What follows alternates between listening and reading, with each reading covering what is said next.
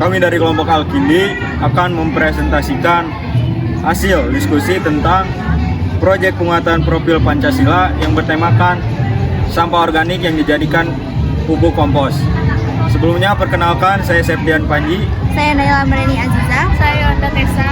Saya Risma Nurjana. Saya Yasa Naida. Saya Muhammad Farel Puji Maesa. Selamat menyaksikan. Perencanaan pembuatan pupuk kompos. Kompos adalah bahan-bahan organik yang sudah mengalami proses pelapukan karena terjadi interaksi antara mikroorganisme atau bakteri pembusuk yang bekerja di dalam bahan organik tersebut. Kompos bermanfaat untuk meningkatkan daya ikat tanah terhadap air sehingga dapat menyimpan air tanah lebih lama dan untuk menjaga kesehatan akar serta membuat akar tanaman tidak subur.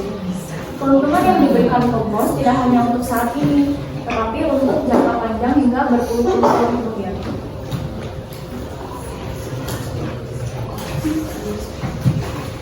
Alat dalam membuat kompos ada tong tertutup atau wadah, tongkat pengaduk atau sarung tangan, golok, karung, ATK seperti ballpoint, kertas, spidol, plastik benih, dan semprotan. Bahannya ada sampah daun dan rumput, M4, gula pasir, dan air.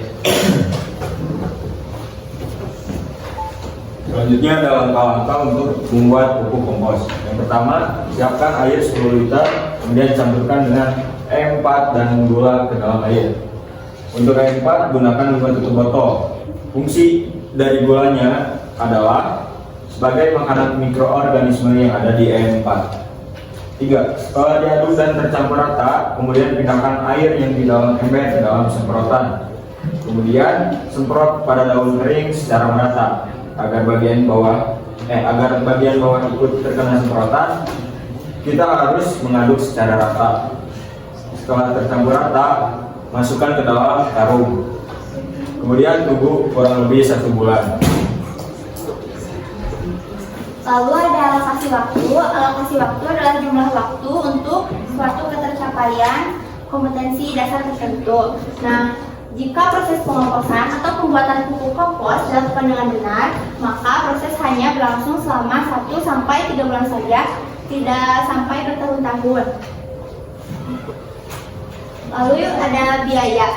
Yang pertama semprotan 1 buah seharga 25.000, lalu ada tong tertutup 1 buah seharga 24.000, lalu ada golok 1 buah seharga 33.000, lalu ada karung 1 buah seharga 2.000, lalu ada ATK seperti ballpoint, tas, plastik ini seharga 20.000, lalu ada M4 adalah salah satu jenis cairan yang mengandung bakteri seharga 31.000, lalu yang terakhir ada gula pasir seharga 4.000.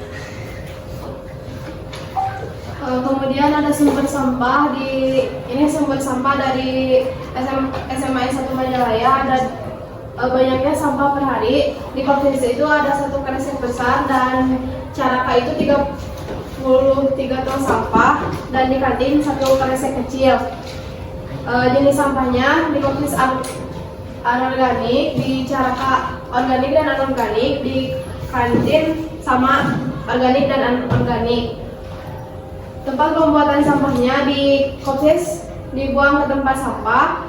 Kalau Caraka mah ke pembakaran sampah, kantin juga sama ke pembakaran sampah. Hasil sampahnya kalau di Kopsis mah dijual seperti yang kardus-kardusnya dijual. Kalau Caraka juga sama dibakar, dijual dan dijadikan pupuk. Kalau di kantin cuma dibakar. Nah, menurut tabel pengamatannya tadi, jumlah sampah dari berbagai tempat di SMA 1 Majalaya itu berbeda. Semua sampah yang ada di tempat yang berbeda itu diambil oleh Caraka biasanya. Nah, Caraka menurut informasi, Caraka bisa menghasilkan 33 ton sampah atau sekitar 20 kg sampah per harinya. 20 kg itu bukan dari siswa aja, tapi dari kantin sama kampus juga. Nah, semua jenis sampah yang diambil dari Caraka itu bisa digabungkan dulu lalu dibakar dan hasilnya dijadikan pupuk. Jadi, sumber sampah terbanyak berada di setiap kelas yang dihasilkan oleh siswa. Sekarang kami pertama akan presentasikan tentang laporan kegiatan proyek profil Pancasila.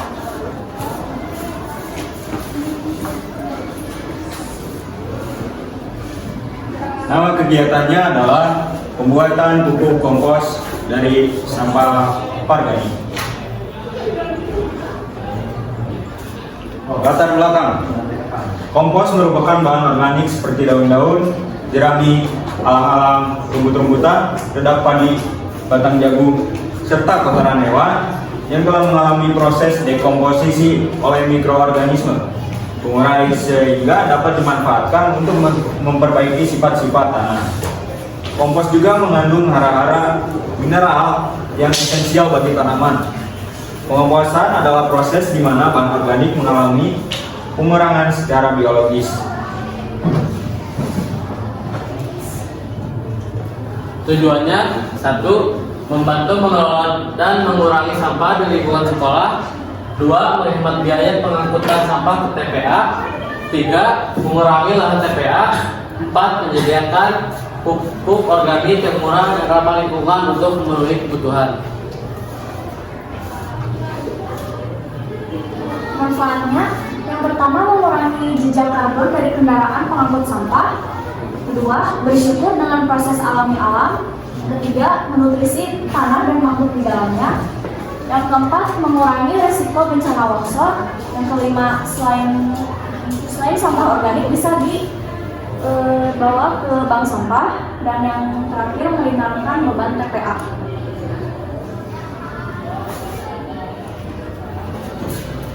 Waktu pelaksanaannya, kegiatan pembuatan pupuk kompos dilaksanakan pada hari Jumat 17 Februari 2023 di SMA 1 Majalaya. Anggaran dananya, kegiatan ini sepenuhnya ditanggung oleh pihak sekolah sehingga para siswa tidak perlu mengeluarkan biaya. Di sini ada agenda kegiatan, alat dan bahan. Agenda kegiatannya ada pengumpulan sampah, daun dan rumput, dan pembuatan pupuk kompos.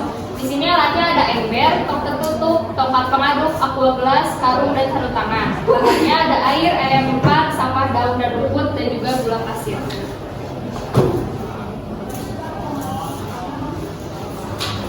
Langkah-langkahnya yang pertama, masukkan 50 gelas air ke dalam ember, lalu tuang 1 gelas E4 dan 1 gelas gula pasir ke dalam ember, kemudian aduk sampai merata. Lalu yang keempat, masukkan sampah daun dan rumput secara bertahap ke dalam tong. Lalu tuangkan air sedikit demi sedikit sampai lembab, lalu aduk lagi sampai merata. Yang keenam, lakukan hal tersebut secara berulang. Lalu tutup tong dan simpan di tempat yang aman. Kemudian tunggu selama 7-15 hari.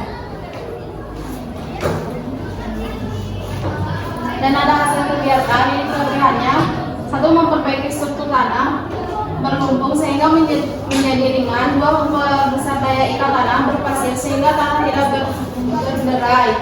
3. Menambah daya ikat air pada tanah. Dan kekurangannya, kandungan unsur hara jumlahnya kecil sehingga jumlah pupuk yang diberikan harus relatif banyak dibanding dengan pupuk organik. 2. Karena jumlahnya banyak menyebabkan memerlukan tambahan biaya operasional untuk pengangkutan dan implementasinya.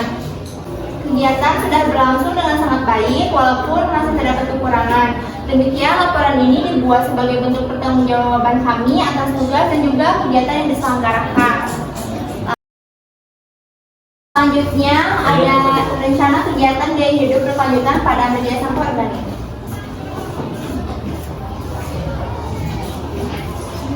Apa itu gaya hidup berkelanjutan? Gaya hidup berkelanjutan adalah sebuah tekanan global yang mempengaruhi semua arah dan seluruh bagian dunia. Dengan mengacu kepada salah satu tujuan dalam rencana aksi global mengenai gaya hidup berkelanjutan dan kepada proyek penguatan profil pelajar Pancasila bertujuan untuk membentuk murid memiliki kesadaran bahwa mereka adalah bagian dari warga dunia atau global citizen yang dapat melakukan aksi menjalani gaya hidup ramah lingkungan berkelanjutan. Ini mengapa sangat penting mengajak siswa untuk melakukan gaya hidup berkelanjutan. Yang pertama, siswa adalah generasi penerus bangsa di masa depan. Jika generasi penerus ini sudah terbiasa melakukan gaya hidup berkelanjutan, masa depan kelestarian lingkungan akan semakin cerah. Yang kedua, mendukung kecintaan terhadap lingkungan sekitarnya. Gaya hidup berkelanjutan adalah wujud kecintaan terhadap lingkungan sekitar. Yang terakhir, melindungi masa depan dengan melakukan gaya hidup berkelanjutan. Siswa bisa melindungi masa depannya.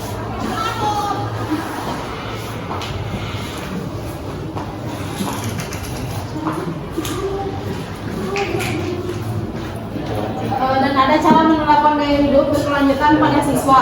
1. Bawa bekal makanan sendiri. Mengajak siswa untuk memiliki gaya hidup berkelanjutan bisa dimulai dari meminta siswa membawa bekal makanan sendiri. Dengan membawa bekal makanan sendiri, tidak ada sampah yang dihasilkan, sebab tidak perlu membeli makanan kemasan. Dan yang kedua, memilah sampah. Ajak siswa untuk memilah sampah di sekolah. Pihak sekolah dapat menyediakan beragam tempat sampah sesuai jenis sampahnya. Jenis sampah itu mulai dari sampah organik hingga sampah anorganik.